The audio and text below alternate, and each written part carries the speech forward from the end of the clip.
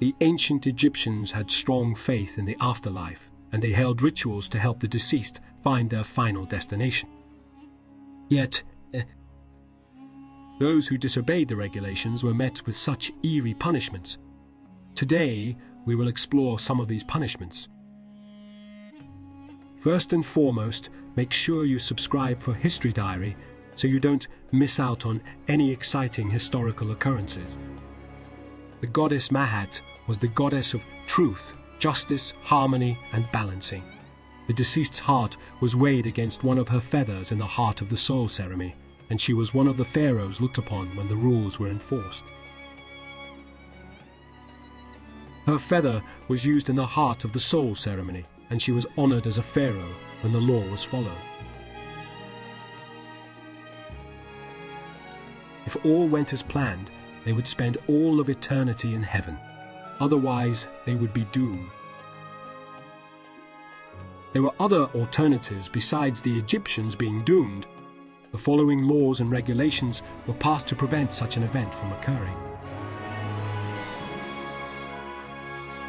For instance, being burnt alive was an option in Egypt. No one who dared cross Ra survived the flames long enough to enter the afterlife.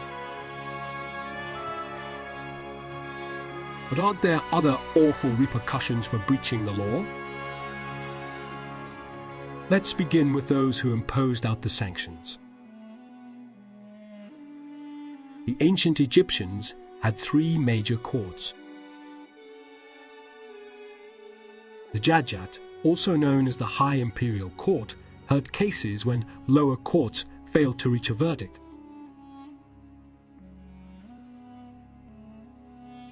The Sharu were the wise men and women of the rural communities. The alternative was to go to the Kimbet Regional Court. The intentional murder of another person was viewed as a heinous act deserving of harsh punishment. Murderers, as opposed to those guilty of involuntary manslaughter, were often beaten before being fed to crocodiles. In ancient Egypt, a male who sexually assaulted a woman faced the terrible repercussion of having a limb amputated. Attempting to steal something of great value is fraught with danger. Please be advised, the following horrible historical case involves the execution of relatives for crimes committed against one another. Young gleams who lost control of their anger and killed their parents were exposed using reeds. A bed of thorns was laid out for them, and then they were set ablaze. However, in ancient Egypt, parents who killed their own children were not put to death. Instead, they were forced to keep their loved one's body in their possession for 3 days, during which time it decomposed.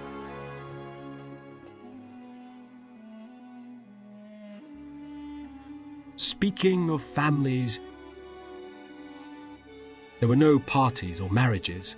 The decision to start a family was a casual practice.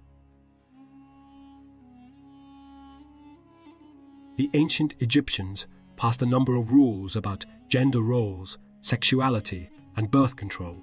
Both mortals and divine beings were holding the equivalent of gender reveal parties in the afterlife. In ancient Egyptian culture, gender norms often blurred. It was believed that, like the gods, humans may switch sexes in the afterlife for a more pleasant experience.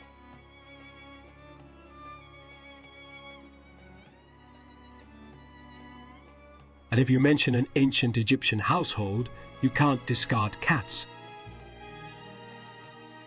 In ancient Egypt, cats were always treated like royalty.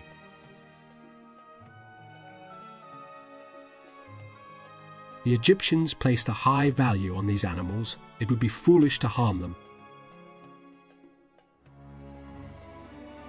The Egyptians had a high regard for many different kinds of animals. Humans, despite their fear of crocodiles and hippos, worshipped these animals in an attempt to overcome their rodent problem. The bull and the dog were honored.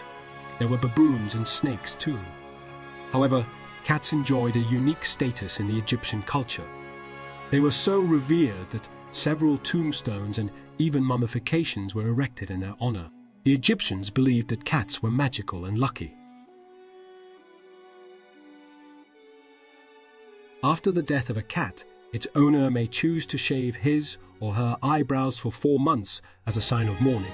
In ancient Egypt, cats were treated with such reverence that it was possible for a person to be put to death for the accidental killing of a cat.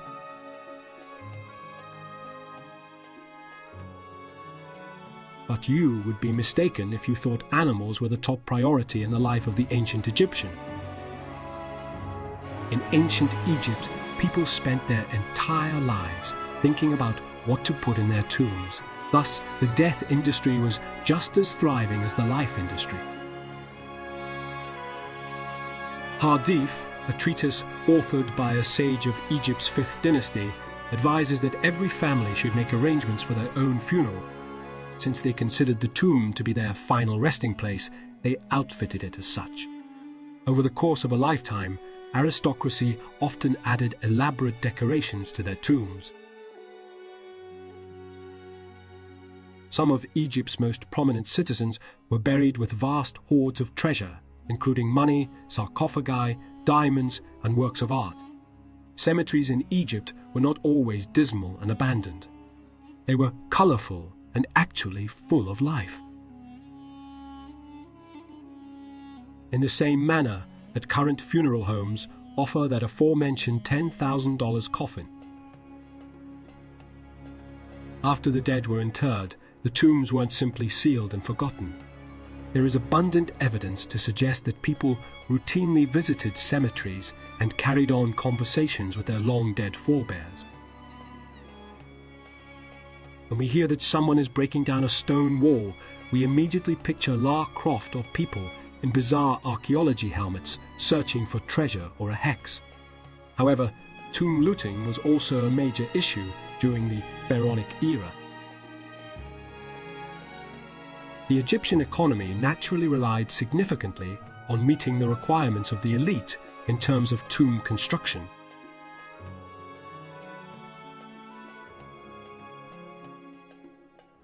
It should be stressed that the worst offense you could commit in ancient Egypt was against Ra.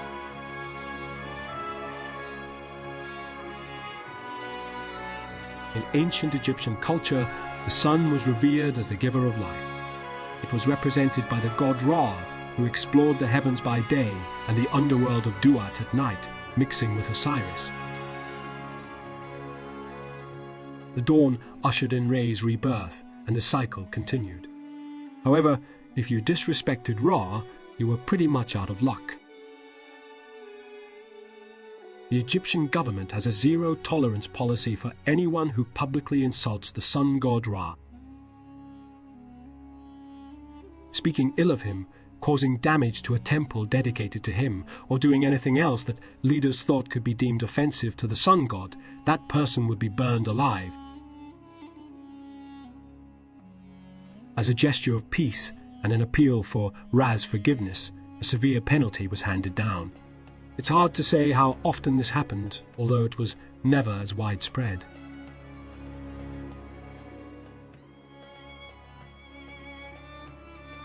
Let us know what's the creepiest punishment you heard of and in which civilization.